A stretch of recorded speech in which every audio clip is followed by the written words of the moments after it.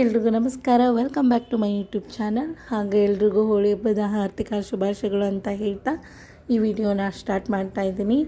ಹೋಳಿ ಹಬ್ಬಕ್ಕೋಸ್ಕರ ಅಂತಲೇ ಜಾಸ್ತಿ ಏನೂ ಸ್ಪೆಷಲ್ ಮಾಡೋಕ್ಕಾಗಲಿಲ್ಲ. ಜಸ್ಟ್ ಬೀಟ್ರೂಟ್ ಹಲ್ವಾ ಮಾತ್ರ ಮಾಡಿದ್ದೆ. ಹಾಗೆ ಯಾವ ರೀತಿ ಆ್ಯಪಲ್ ಖರ್ಜೂರ ಪ್ಯೂರಿಂಗ್ ಕೂಡ ಮಾಡೋದು ಅಂತ ಶೇರ್ ಮಾಡ್ತಾ ಇದ್ದೀನಿ. ಆನ್ಲೈನಿಂದ ಕೆಲವೊಂದು ಐಟಮ್ಸ್ ಕೂಡ ತರಿಸಿದೆ. ಅದು ಯಾವ ರೀತಿ ಇತ್ತು, ಏನು ತರಿಸಿದ್ದೆ ಅಂತ ಕೂಡ ನಾನು ನಿಮಗೆ ವಿಡಿಯೋದಲ್ಲಿ ಹೇಳ್ತಾ ಹೋಗ್ತೀನಿ. ಇವತ್ತು ಮಟೀರಿಯಲ್ಸ್ ಬಂದಿದೆ. ಈಗ ತುಂಬಾ ಏನು ಗ್ರ್ಯಾಂಡಾಗಿ ಮಾಡಲಿಲ್ಲ ಈ ಸೈಡು. ಹಾಗಾಗಿ ಹುಡುಗರಷ್ಟೇ ಸ್ವಲ್ಪ ಬಣ್ಣ ಕೂಡ ಆಡಿದರು. ಬಣ್ಣ ಆಡಿದ ವಿಡಿಯೋ ಕೂಡ ನನಗೆ ಶೇರ್ ಮಾಡ್ತಾಯಿದ್ದೀನಿ ವಿಡಿಯೋದಲ್ಲಿ.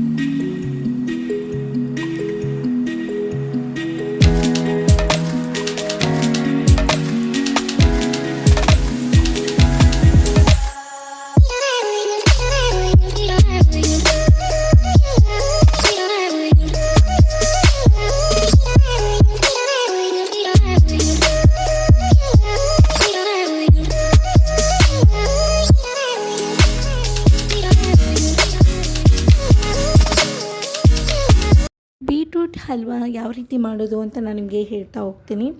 ನಾನು ಆಲ್ರೆಡಿ ಮುಂಚೆನೇ ತುರಿದಿಟ್ಕೊಂಡು ಈ ಬೀಟ್ರೂಟ್ ಆಲ್ರೆಡಿ ಕುದಿಲಿಕ್ಕೆ ಇಟ್ಕೊಂಡ್ಬಿಟ್ಟಿದ್ದೆ. ಮುಂಚೆಯಿಂದ ನಾನು ಏನೇನು ಮಾಡಿದ್ದೆ ಅಂತ ಈಗ ಎಲ್ಲ ಹೇಳ್ತಾ ಹೋಗ್ತೀನಿ. ಒಂದು ಕುಕ್ಕರ್ಗೆ ನಾನು 2 ಸ್ಪೂನಷ್ಟು ತುಪ್ಪ ಹಾಕ್ಕೊಂಡು ಕಟ್ ಮಾಡ್ಕೊಂಡಿರುವಂತಹ ಡ್ರೈ ಫ್ರೂಟ್ಸ್ನ ತುಪ್ಪದಲ್ಲಿ ಚೆನ್ನಾಗಿ ಹುರಿದಿಟ್ಕೊಂಡು ಒಂದು ಬೌಲ್ಗೆ ತೆಗೆದಿಟ್ಕೊಂಡಿದ್ದೀನಿ.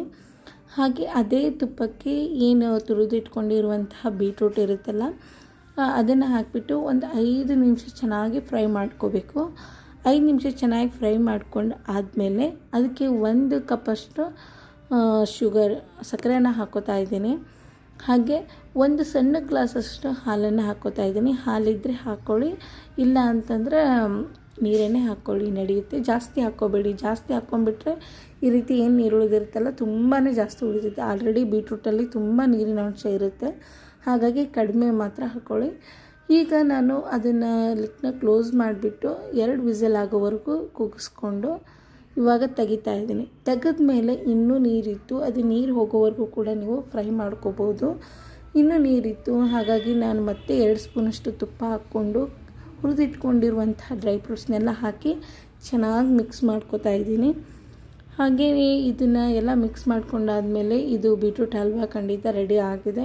ನಿಮಗೆ ಇನ್ನೂ ಏನು ನೀರು ಇರಬಾರ್ದು ಅಂತಂದರೆ ಇನ್ನೂ ಚೆನ್ನಾಗಿ ಫ್ರೈ ಮಾಡ್ಕೋಬೋದು. ಇಲ್ಲ ನೀರಿದ್ದರೂ ಪರವಾಗಿಲ್ಲ ಅಂತಂದರೆ ಖಂಡಿತ ನೀವು ಸರ್ವ್ ಮಾಡ್ಕೊಳ್ಳಿ. ನನಗೆ ಒಂದು ಬೌಲ್ಗೆಲ್ಲ ಸರ್ವ್ ಮಾಡ್ಕೊಂಡು ಏನು ಉಳಿದಿರುವಂಥ ಡ್ರೈ ಫ್ರೂಟ್ಸ್ನ ಗಾರ್ನಿಷ್ ಮಾಡ್ತಾಯಿದ್ದೀನಿ. ಖಂಡಿತ ಎಲ್ರಿಗೂ ಇಷ್ಟ ಆಗುತ್ತೆ ಬೀಟ್ರೂಟ್ ಹಲ್ವಾ. ಕ್ಯಾರೆಟ್ ಹಲ್ವಾ ಯಾವ ರೀತಿ ಮಾಡ್ತೀವೋ ಅದೇ ಸೇಮ್ ಮಾಡ್ಬೋದು ಈ ಹಲ್ವಾನ. ಕೆಲವರು ಕ್ಯಾರೆಟ್ ಹಲ್ವನ ಜಸ್ಟ್ ಫ್ರೈ ಮಾಡಿಕೊಂಡು ಮಾಡ್ತಾರೆ. ಇನ್ನು ಕೆಲವರು ಈ ರೀತಿ ಕುಕ್ಕರಲ್ಲಿ ಮಾಡ್ತಾರೆ. ಬೀಟ್ರೂಟ್ ಹಲ್ವ ನೀವು ಫ್ರೈ ಕೂಡ ಮಾಡ್ಬೋದು. ಸೇಮ್ ಅದೇ ರೀತಿ ಟೇಸ್ಟ್ ಬರುತ್ತೆ, ಇಲ್ಲ ಅಂತ ಅಲ್ಲ. ಈಗ ನೆಕ್ಸ್ಟ್ ತುಂಬಾ ಚೆನ್ನಾಗಿದೆ ಬೀಟ್ರೂಟ್ ಹಲ್ವ, ತುಂಬ ಚೆನ್ನಾಗಿ ಬಂದಿದೆ. ನೀವು ಖಂಡಿತ ಮಾಡಿ ನೋಡಿ, ತುಂಬ ಟೇಸ್ಟಿಯಾಗಿರುತ್ತೆ.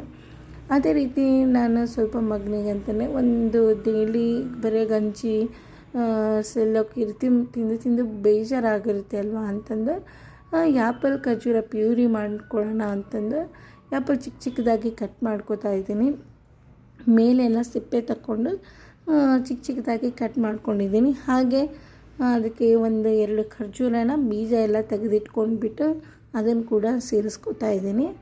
ಹಾಗೆ ರಾತ್ರಿ ನೆನೆ ಇಟ್ಕೊಂಡಿರೋಂಥ ಬಾದಾಮಿಲಿ ಒಂದು ಬಾದಾಮಿನ ಸಿಪ್ಪೆ ಎಲ್ಲ ತೆಗೆದು ಹಾಕೋತಾ ಇದ್ದೀನಿ. ಹಾಕ್ಕೊಂಡ್ಬಿಟ್ಟು ಇದನ್ನೆಲ್ಲ ಸೇರಿಸ್ಕೊಂಡು ಒಂದು ಅರ್ಧ ಗ್ಲಾಸ್ ಸಣ್ಣ ಗ್ಲಾಸಲ್ಲೇ ಅರ್ಧ ಗ್ಲಾಸ್ ನೀರು ಇಟ್ಕೊಂಡು ನಾನು ಬೇಯಲಿಕ್ಕೆ ಇಟ್ಕೋತಾ ಇದ್ದೀನಿ. ನೀವು ಬೇಕಾದರೆ ನೀರು ಹಾಕ್ಕೊಳ್ಳಾರ್ದೇ ಸ್ಟೀಮರ್ ಥರ ಬೇಯಿಸ್ಕೋಬೋದು, ಇಲ್ಲ ಅಂತಂದರೆ ನೀರು ಹಾಕ್ಕೊಂಡು ಬಿಟ್ಟಾದರೂ ಬೇಯಿಸ್ಕೋಬೋದು. ಈ ಹಣ್ಣುಗಳನ್ನು ನಾವು ಮಕ್ಕಳಿಗೆ ತಿನ್ನಿಸ್ಬೇಕಾದ್ರೆ ಖಂಡಿತ ಬೇಯಿಸ್ಬಿಟ್ಟೇ ತಿನ್ನಿಸ್ಬೇಕು. ಎಲ್ಲ ಮಕ್ಕಳಿಗೂ ಅಂತಿಲ್ಲ, ಈಗ ಕೆಲವೊಂದು ಮಕ್ಕಳಿಗೆ ಸ್ವಲ್ಪ ಕಫ ಈ ಥರ ಕಾಡ್ತಾ ಇರುತ್ತಲ್ಲ, ಅಂಥ ಮಕ್ಕಳಿಗೆ ಮಾತ್ರ ಆ್ಯಪಲ್ನ ಸ್ವಲ್ಪ ಬೇಯಿಸ್ಬಿಟ್ಟೆ ಕೊಡೋದ್ರಿಂದ ತುಂಬಾ ಒಳ್ಳೆಯದು. ಹಾಗಾಗಿ ಬೇಯಿಸ್ಬಿಟ್ಟೆ ಕೊಡ್ತಾಯಿದ್ದೀನಿ.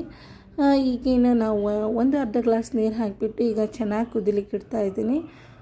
ಈಗೇನು ನೀರು ಇರುತ್ತಲ್ಲ ಅದು ಪೂರ್ತಿ ಕಡಿಮೆ ಆಗೋವರೆಗೂ ಬೇಯಿಸ್ಕೊಂಡ್ರೆ ಅಷ್ಟೇ ಸಾಕು. ಒಂಥರ ಈ ಆ್ಯಪಲ್ ಏನು ತುಂಬ ಬೇಗ ಬೇಯುತ್ತೆ, ಅಷ್ಟೇನು ಟೈಮ್ ತೊಗೊಳ್ಳಲ್ಲ. ನೋಡಿ ಆಲ್ರೆಡಿ ನೀರು ಕೂಡ ಕಡಿಮೆ ಆಗಿದೆ, ತುಂಬ ಬೇಗ ಬೇಯುತ್ತೆ. ಖರ್ಜೂರ ಕೂಡ ತುಂಬ ಸಾಫ್ಟ್ ಆಗುತ್ತೆ. ಇದನ್ನು ಕೈಲಿ ಎಲ್ಲ ಏನು ಚೆನ್ನಾಗಿ ಸ್ಮ್ಯಾಶ್ ಮಾಡೋಕ್ಕಾಗಲ್ಲ, ಹಾಗಾಗಿ ನಾನು ಮಿಕ್ಸರ್ಗೆ ಹಾಕೋತಾ ಇದ್ದೀನಿ. ಇದನ್ನ ಏನಿರುತ್ತಲ್ಲ ಎಲ್ಲ ಚೆನ್ನಾಗಿ ಮಿಕ್ಸಿಗೆ ಹಾಕ್ಕೊಂಡು ಫುಲ್ ಗ್ರೈಂಡ್ ಮಾಡ್ಕೋಬೇಕು. ಗ್ರೈಂಡ್ ಮಾಡಿಕೊಂಡ್ರು ಕೂಡ ಅಲ್ಲೆಲ್ಲಿ ಸಣ್ಣ ಚಿಕ್ಕದಾಗಿ ಪೀಸ್ ಬರ್ತವೆ. ಹಾಗಾಗಿ ಇದನ್ನು ನಾನು ಮಿಕ್ಸಿ ಮಾಡಿಕೊಂಡು ಚೆನ್ನಾಗಿ ಶೋಧಿಸ್ಕೊತಾ ಇದ್ದೀನಿ. ಶೋಧಿಸ್ಕೊಂಡಾದ್ಮೇಲೆ ಈ ರೀತಿ ಕನ್ಸಿಸ್ಟೆನ್ಸಿ ಇರಬೇಕು ಮಕ್ಕಳಿಗೆ ಚೆನ್ನಾಗಿ ಕೊಡಬೇಕಾದ್ರೆ. ಈ ಸ್ವಲ್ಪ ನೀವು ಏನು ಮಿಕ್ಸಿ ಮಾಡ್ಕೊಳ್ಳುವಾಗ ತುಂಬ ಗಟ್ಟಿ ಆಗಬೇಕು ಅಂತಂದರೆ ಸ್ವಲ್ಪ ಬಿಸಿ ನೀರನ್ನು ಆ್ಯಡ್ ಮಾಡಿಕೊಂಡು ಮಿಕ್ಸಿ ಮಾಡ್ಕೋಬೇಕು.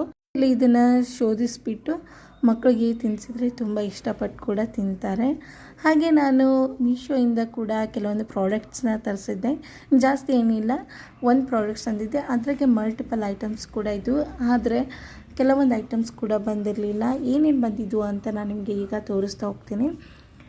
ಮನೇಲಿ ನನ್ನ ಹತ್ರ ಆಯಿಲ್ ಸ್ಟೋರ್ ಮಾಡೋಕ್ಕೆ ಈ ಥರ ಗ್ಲಾಸ್ ಬಾಟಲ್ಸ್ ಇರಲಿಲ್ಲ, ಹಾಗಾಗಿ ಗ್ಲಾಸ್ ಬಾಟಲ್ಸ್ ತರಿಸಿದ್ದೆ. ಅದರಲ್ಲಿ ಕೂಡ ಒಂದು 6 ಬಾಟಲ್ ಬಂದಿತ್ತು. ಆದರೆ ಅದು ತುಂಬ ದೊಡ್ಡದಿದೆ ಅಂದ್ಕೊಂಡಿದ್ದೆ, ಬಟ್ ತುಂಬಾ ಚಿಕ್ಕದಿತ್ತು. ನನಗೆ ಆ ಬಾಟಲ್ಸ್ ಏನು ಗ್ಲಾಸ್ ಬಾಟಲ್ಸ್ ಇತ್ತಲ್ಲ ಅದು ಇಷ್ಟನೇ ಆಗಲಿಲ್ಲ. ನಾನು ತುಂಬ ದೊಡ್ಡದಿರುತ್ತೆ ಎಲ್ಲ ಏನು ಕಾಳುಗಳನ್ನೆಲ್ಲ ಹಾಕಿ ಸ್ಟೋರ್ ಮಾಡ್ಬೋದು ಅಂದ್ಕೊಂಡಿದ್ದೆ. ಬಟ್ ನಾನು ಅಂದ್ಕೊಂಡಿದ್ದ ಥರ ಅದು ತುಂಬಾ ಸೈಜ್ ತುಂಬಾ ಚಿಕ್ಕದಾಯಿತು. ಬಟ್ ಆಯಿಲ್ ಕಂಟೈನರ್ಸ್ ಅವು 2 ಬಾಟಲ್ ಅಂತ ಚೆನ್ನಾಗೇ ಇತ್ತು. ಹಾಗಾಗಿ ಇದನ್ನು ರಿಟರ್ನ್ ಮಾಡಿದೆ. ಎಕ್ಸ್ಚೇಂಜ್ ಆಪ್ಷನ್ ಇರದೇ ಇರೋ ಕಾರಣ ರಿಟರ್ನ್ ಮಾಡಿದೆ. ಸೊ ಇವತ್ತಿನ ವಿಡಿಯೋ ಇದಾಗಿತ್ತು. ಖಂಡಿತ ಈ ವಿಡಿಯೋ ನಿಮ್ಗೆ ಏನಾದರೂ ಯೂಸ್ಫುಲ್ ಅನಿಸಿದರೆ, ಇಷ್ಟ ಆದರೆ ನನ್ನ ಚಾನಲ್ಗೆ ಲೈಕ್ ಮಾಡಿ, ಶೇರ್ ಮಾಡಿ, ಹಾಗೆ ಸಬ್ಸ್ಕ್ರೈಬ್ ಮಾಡಿ ಅಂತ ಹೇಳ್ತಾ ಈ ವಿಡಿಯೋನ ಎಂಡ್ ಮಾಡ್ತಾಯಿದ್ದೀನಿ. ಹಾಗೆ ಯಾರೆಲ್ಲ ನನ್ನ ವೀಡಿಯೋಸ್ ನೋಡಿಲ್ಲ ಪ್ಲೀಸ್ ಹೋಗಿ ನೋಡಿ ಅಂತ ಹೇಳ್ತಾ ಈ ವಿಡಿಯೋನ ಎಂಡ್ ಮಾಡ್ತಾಯಿದ್ದೀನಿ. ಎಲ್ರಿಗೂ ಥ್ಯಾಂಕ್ ಯು ಸೋ ಮಚ್.